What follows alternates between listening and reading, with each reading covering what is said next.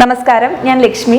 ഇന്ന് ഞാൻ വന്നിരിക്കുന്നത് ഒരു റെസിപ്പി ആയിട്ടല്ല, മില്ലറ്റ്സ് അല്ലെങ്കിൽ ചെറുധാന്യങ്ങളെ കുറിച്ച് എനിക്കറിയാവുന്നത് നിങ്ങളുമായിട്ട് ഷെയർ ചെയ്യാമെന്ന് വിചാരിച്ചു. ഞാൻ ഇവിടെ വന്നപ്പോഴാണ് ഈ മില്ലറ്റ്സ് കാണുന്നത്, അല്ലെങ്കിൽ അത് കഴിച്ചു തുടങ്ങിയത്. ഇവിടെ ഹോട്ടൽസിലൊക്കെ ധാരാളമായിട്ട് മില്ലറ്റ്സ് വെച്ചിട്ടുള്ള റെസിപ്പീസ് കിട്ടും. സൂപ്പർ മാർക്കറ്റ്സിൽ ധാരാളമായിട്ട് മില്ലറ്റ്സ് വാങ്ങാനും കിട്ടും. അങ്ങനെയാണ് ഞാനിത് ശ്രദ്ധിക്കുന്നതും ഇതിനെക്കുറിച്ച് കൂടുതൽ മനസ്സിലാക്കാൻ ശ്രമിച്ചതും. അപ്പോൾ നമ്മുടെ നാട്ടിലൊക്കെ പണ്ട് ധാരാളമായിട്ട് കൃഷി ചെയ്തിരുന്നതാണോ ഈ ചെറുധാന്യങ്ങൾ. അപ്പോൾ ഈ ചെറുധാന്യങ്ങൾ അല്ലെങ്കിൽ മില്ലറ്റ്സ് എന്ന് പറയുമ്പോൾ പെട്ടെന്ന് നമുക്ക് മനസ്സിലാവില്ല. പക്ഷെ അതിൽ 7-8 തരം ചെറുധാന്യങ്ങളുണ്ട്. അപ്പോൾ അത് ഓരോന്നിൻ്റെയും മലയാളം പേരൊക്കെ പറഞ്ഞാൽ എല്ലാവർക്കും മനസ്സിലാവും.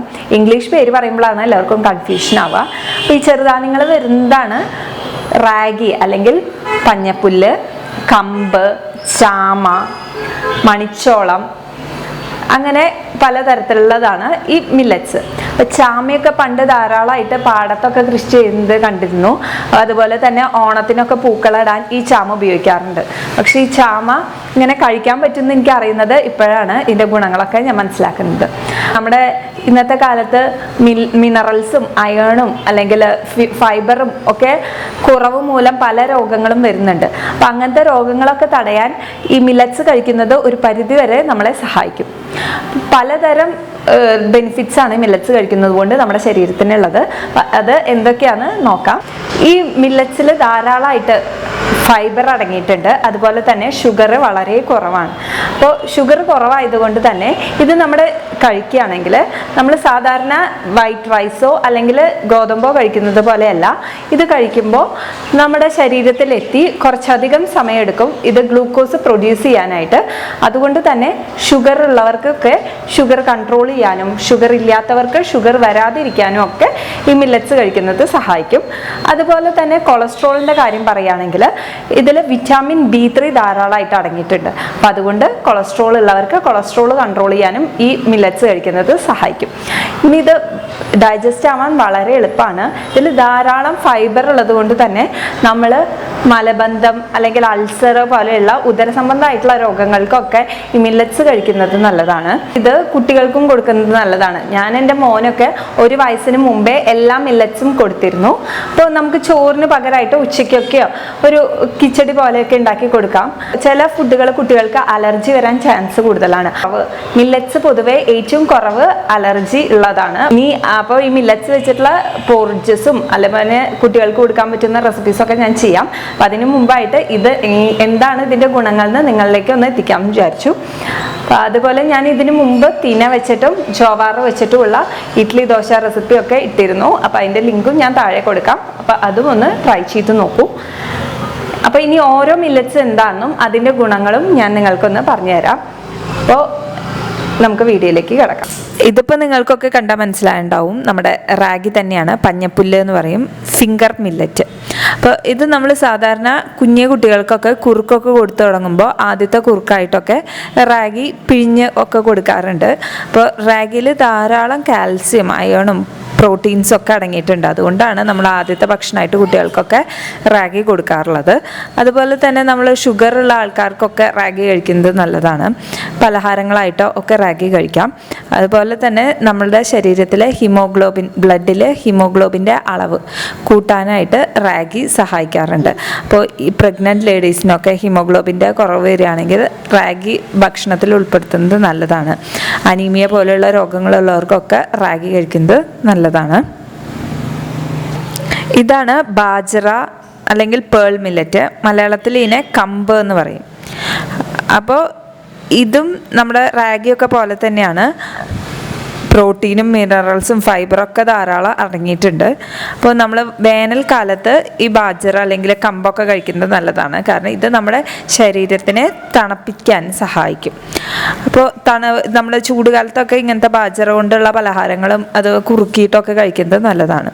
ഫൈബർ ധാരാളം ഉള്ളത് കൊണ്ട് തന്നെ കൊളസ്ട്രോളിനെ കൺട്രോൾ ചെയ്യാനും അതുപോലെ ഷുഗറിനെയൊക്കെ കൺട്രോൾ ചെയ്യാൻ സഹായിക്കും. പിന്നെ ഫൈബർ ധാരാളം ഉള്ളത് കൊണ്ട് മലബന്ധം തടയാനും ഈ ബാജറ നല്ലതാണ്. ഇതാണ് മണിച്ചോളം അല്ലെങ്കിൽ ജോവാർ എന്ന് പറയും ഇംഗ്ലീഷിൽ. അപ്പോൾ ഇത് വെച്ചിട്ടുള്ള ഇഡ്ഡലി ദോശ റെസിപ്പി ഞാൻ മുമ്പ് ഇട്ടിരുന്നു, അതിൻ്റെ ലിങ്ക് ഞാൻ കൊടുക്കാം. അപ്പോൾ കാണാത്തവരുണ്ടെങ്കിൽ അത് കണ്ട് ആ റെസിപ്പി ഒന്ന് ട്രൈ ചെയ്ത് നോക്കൂ. പൊട്ടാസ്യം ഫോസ്ഫറസും ഒക്കെ അടങ്ങിയിട്ടുണ്ട്. അതുപോലെ തന്നെ ആൻറ്റി ഓക്സിഡൻറ്റ് റിച്ച് ആണ് ഈ മണിച്ചോളം. അപ്പോൾ ഇതിൽ കൂടുതലായിട്ടും കാൽസ്യം അടങ്ങിയിട്ടുണ്ടെങ്കിലും അയേണിൻ്റെ അളവ് ഇതിലിത്തിരി കുറവാണ്. അപ്പോൾ ഇത് നമ്മുടെ ഹാർട്ടിന് വളരെ നല്ലതാണ്. അതുകൂടാതെ തന്നെ വെയിറ്റ് ലോസ്, വണ്ണം കുറയ്ക്കാൻ നോക്കുന്നവർക്കൊക്കെ പറ്റിയ ഒരു ഫുഡാണ് ഈ ജോവാർ. മില്ലറ്റ്സ് ഒക്കെ പൊതുവെ കാണാൻ എല്ലാം ഒരുപോലെയാണ് ഇരിക്കുക. അപ്പോൾ നമുക്ക് പെട്ടെന്ന് കടയിൽ ചെന്ന് കാണുമ്പോൾ ആകെ കൺഫ്യൂഷൻ ആവും. ഇതാണ് ലിറ്റിൽ മില്ലറ്റ് അല്ലെങ്കിൽ ചാമ എന്ന് പറയും. അപ്പോൾ പണ്ടൊക്കെ പാടത്ത് ഒരുപാട് നിൽക്കണ കണ്ടിട്ടുണ്ട് ഈ ചാമ. ഓണം കാലം ആവുമ്പോൾ പൂക്കളിടാനായിട്ട് ചാമ ഉപയോഗിക്കാറുണ്ട്. അപ്പം ഞാൻ വിചാരിച്ചിട്ടുണ്ട് പൂക്കളിടാൻ വേണ്ടി നട്ടു വളർത്തുന്ന ഒരു ചെടിയാണെന്നാണ്. പക്ഷേ ഇപ്പോഴാണ് ഇതിൻ്റെ ഗുണങ്ങളെക്കുറിച്ച് ഞാൻ മനസ്സിലാക്കണേ. അപ്പോൾ ഇതിൽ ധാരാളം അയേണും ഫൈബറും പ്രോട്ടീനും ഒക്കെ അടങ്ങിയിട്ടുണ്ട്. അപ്പോൾ നമ്മൾ സാധാരണ ഈ ഷുഗറൊക്കെ ഉള്ളവർക്ക് ചോറ് കഴിക്കുന്നതിന് പകരമായിട്ട്, അതായത് വൈറ്റ് സാധാരണ വെള്ള അരി കഴിക്കുന്നതിന് പകരമായിട്ട് വേണമെങ്കിൽ നമുക്ക് ഈ ചാമ കഴിക്കാം. അപ്പോൾ ഡൈജസ്റ്റ് ആവാൻ വളരെ എളുപ്പമാണ്. അതുപോലെ നമ്മുടെ ഉദര സംബന്ധമായിട്ടുള്ള രോഗങ്ങളൊക്കെ മാറ്റാനായിട്ട് ഈ ചാമ സഹായിക്കും. ഇതാണ് ബെന്യാഡ് മില്ലറ്റ്, അല്ലെങ്കിൽ ഇതിനെ നമ്മുടെ അവിടെയൊക്കെ കവടപ്പുല്ല് എന്ന് പറയും മലയാളത്തിൽ. അപ്പോൾ ഇത് സാധാരണ എല്ലാ മില്ലറ്റ്സ് പോലെ തന്നെ കാൽസ്യം ഫൈബറും അയണൊക്കെ ധാരാളം അടങ്ങിയിട്ടുണ്ട്.